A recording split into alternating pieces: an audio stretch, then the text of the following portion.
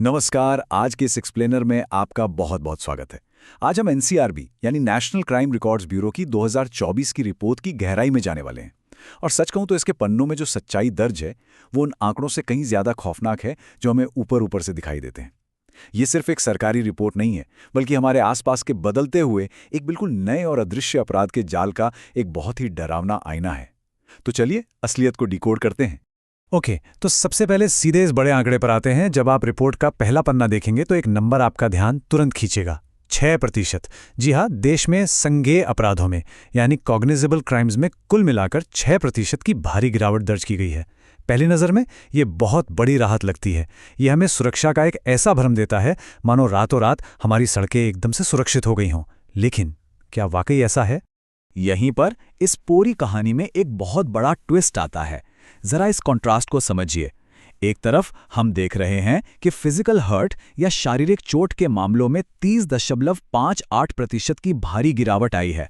बहुत अच्छी बात है, राइट? लेकिन दूसरी तरफ साइबर अपराधों में 17% का एक भयंकर विस्फोट हुआ है। मतलब हमारी सड़कें शायद शांत दिख रही हों, लेकिन क्राइम खत्म नहीं हुआ है, वो बस शिफ्ट हो गया है। हमारा डिजिटल स्पेस अब एक नए, अदृश्य और बेहद खतरनाक युद्ध के मैदान में बदल चुका है। Illusion of safety. 2024 के अपराधों में जो गिरावट दिख रही है, चलिए उसकी असलियत को थोड़ा अनपैक करते हैं। इन सरकारी आंकड़ों को अगर हम थोड़ा करीब से देखें तो 2024 में भारत में कुल 58.85 लाख संज्ञेय अपराध दर्ज किए गए हैं। इसी के साथ जो हमारी राष्ट्रीय अपराध दर है वो घटकर 418.9 प्रति लाख पर आ गई है। आपको जानकर हैरानी होगी कि 2019 के बाद से दर्ज की गई ये सबसे कम ओवरऑल रेट है। सुनने में तो ये सब बहुत ही पॉजिटिव लगता है। ऐसा लगता है कि लॉ एंड ऑर्डर में कोई अभूतपूर्व सुधार आ गया है। अब जो बात मुझे इस पूरे डेटा में सबसे ज़्यादा हैरान करती है वो ये है कि ये जो गिरावट हमें दिख रही है वो दरअसल एक कानूनी लूपहोल का नतीजा है। हुआ ये कि भारतीय न्याय संहिता यानी बीएनएस 2023 के लागू होने के बाद साधारण हर्ट या चोट के मामलों को असंज्ञेय यानी नॉन कॉग्निजेबल अपराध की श्रेणी में डाल दिया गया। और सिर्फ इस एक बदलाव ने अपराध के आंकड़ों में 30.58% की एक आर्टिफिशियल कमी पैदा कर दी। असल में ये एक सांख्यिकीय भ्रम है जिसने ग्राउंड रियलिटी और क्राइम के असली ट्रेंड्स पर पर्दा डाल दिया है। The cyber crime epidemic. अब बात करते हैं उस अदृश्य खतरे की जो असल में तेजी से फैल रहा है। 1,01,000 से भी ज्यादा। और देखिए, ये सिर्फ एक नंबर नहीं है, ये हमारे लिए एक बहुत बड़ा रेड फ्लैग है। भारत के इतिहास में पहली बार साइबर अपराध के मामले 1 लाख के इस विशाल आंकड़े को पार कर गए हैं। ये जो 17% का स्पाइक आया है, ये साफ साफ बताता है कि क्रिमिनल्स अब हमारी गलियों में नहीं घूम रहे हैं, वो हमारे कंप्यूटर और मोबाइल स्क्रीन के पीछे छुपे हैं, पूरी दुनिया से अदृश्य रहकर हम पर वार कर रहे हैं। और अगर हम इसे स्टेट वाइज देखें तो पैटर्न बिल्कुल साफ हो जाता है। जो राज्य हमारे सबसे बड़े आईटी हब हैं वो अब इस डिजिटल वॉर का ग्राउंड जीरो बन चुके हैं।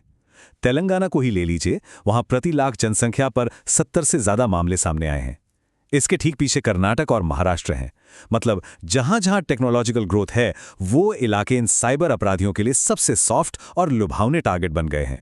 Anatomy of digital arrest. ये एक तरह का साइकोलॉजिकल एक्सटॉर्शन है जिसे समझना आज हर किसी के लिए बहुत जरूरी है। डिजिटल अरेस्ट, आपने शायद ये टर्म हाल ही में न्यूज़ में बहुत सुना होगा। ये आज के समय का सबसे खौफनाक मनोवैज्ञानिक हथियार है। इस स्कैम में होता क्या है? अपराधी आपको वीडियो कॉल करते हैं, खुद को सीबीआई, कस्टम या पुलिस ऑफिसर बताते हैं। वो पीड़ित को इतना डराते हैं, उसे कैमरे के सामने बैठने को मजबूर करके एक वर्चुअल जेल का ऐसा खौफ दिखाते हैं कि इंसान पैनिक में आकर अपनी जिंदगी भर की गाड़ी कमाई उनके अकाउंट में ट्रांसफर कर देता है। सोचिए, बिना घर से निकले आप लुट जाते हैं। और ये सब मुमकिन कैसे हो रहा है, ये समझना बहुत जरूरी है। साइबर क्राइम के इन मामलों में 70% से ज्यादा केस विशुद्ध धोखाधड़ी या फ्रॉड के हैं। और ये कोई मामूली फ्रॉड नहीं है। अपराधी अब जनरेटिव एआई का पूरी तरह से इस्तेमाल कर रहे हैं। वॉइस क्लोनिंग करके आपके अपनों की आवाज में बात करते हैं, hyper personalised deep fake video बनाते हैं और ऑटोमेटेड जीरो डे एक्सप्लॉइट्स का इस्तेमाल करते हैं। मतलब हमारी जो पुरानी ट्रेडिशनल सिक्योरिटी है उसे ये लोग बड़ी आसानी से बाईपास कर रहे हैं। Vulnerable targets in danger. इस बदलते हुए बॉर्डरलेस क्राइम में आखिर सबसे ज्यादा पिस कौन रहा है? इस पूरी रिपोर्ट का जो सबसे दुखद और दिल तोड़ने वाला आंकड़ा है वो है ये 16.9% का भारी उछाल। और जानते हैं ये उछाल किस में है? हमारे वरिष्ठ नागरिकों यानी सीनियर सिटीजन्स के खिलाफ होने वाले अपराधों में। जो लोग टेक्नोलॉजी के साथ इतने कंफर्टेबल नहीं हैं, वो इन शातिर ठगों का सबसे आसान शिकार बन रहे हैं। ये एक ऐसी कड़वी सच्चाई है जो हमें सोचने पर मजबूर कर देती है। और बात सिर्फ बुजुर्गों तक सीमित नहीं है। बच्चों के खिलाफ होने वाले अपराधों में भी 5.9% की बढ़ोतरी देखी गई है। किडनैपिंग और पॉक्सो से जुड़े गंभीर अपराधों ने इस रेट को 42.3 प्रति लाख तक पहुंचा दिया है। ये हमें याद दिलाता है कि डिजिटल क्राइम के इस दौर में जो फिजिकल और बहुत ही खौफनाक अपराध हैं, खासकर समाज के सबसे मासूम वर्ग के खिलाफ, वो अभी भी एक बहुत बड़ा और गंभीर संकट बने हुए हैं। इंस्टीट्यूशनल साइबर सिंडिकेट्स, ये मॉडर्न जमाने के नए कार्टेल्स हैं। देखिए, अब हमें ये सोचना बंद करना होगा कि साइबर क्राइम का मतलब है कोई एक अकेला हैकर जो हुडी पहनकर किसी बेसमेंट में टाइप कर रहा है। नहीं, अब ये पूरी तरह से एक ऑर्गेनाइज्ड सिंडिकेट, एक माफिया का रूप ले चुका है।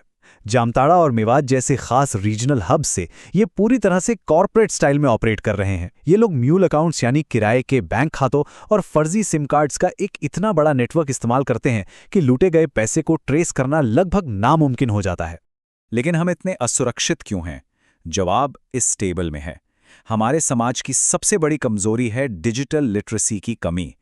भारत में ओवरऑल डिजिटल लिटरेसी रेट आज भी सिर्फ 38% है।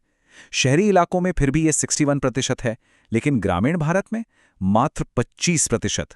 हमारे पास कोई ह्यूमन फायरवॉल नहीं है, और इसी जानकारी की कमी ने करोड़ों लोगों को इन सिंडिकेट्स के सामने बिल्कुल निहत्था छोड़ दिया है। Securing the digital frontier.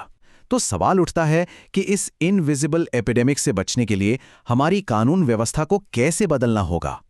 तो यहाँ सबसे क्रूशियल पॉइंट यह है कि पुलिसिंग का पुराना तरीका अब काम नहीं आएगा। सड़कों पर गश्त लगाने से आगे बढ़कर अब हमें एडवांस डिजिटल सर्विलांस की जरूरत है। इसके लिए 3 बहुत जरूरी कदम उठाने होंगे। पहला, पुलिस फोर्स के अंदर डेडिकेटेड साइबर कैडर बनाना होगा जो सिर्फ इन्हीं मामलों को समझे।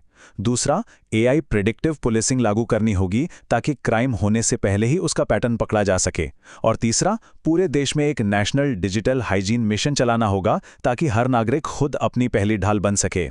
इस एक्सप्लेनर को खत्म करते हुए मैं आपके सामने एक बहुत ही गहरा सवाल छोड़ना चाहता हूं। जब क्राइम की फ्रंटलाइन हमारी सड़कों और मोहल्लों से शिफ्ट होकर सीधा हमारी मोबाइल और कंप्यूटर स्क्रीन तक आ चुकी है, तो क्या हमारा देश इस अदृश्य को कंट्रोल करने के लिए तैयार है? ये रिपोर्ट सिर्फ कुछ नंबर नहीं है, ये हमारे फ्यूचर का एक अलर्ट है। इस बारे में जरूर सोचिएगा। जुड़ने के लिए शुक्रिया।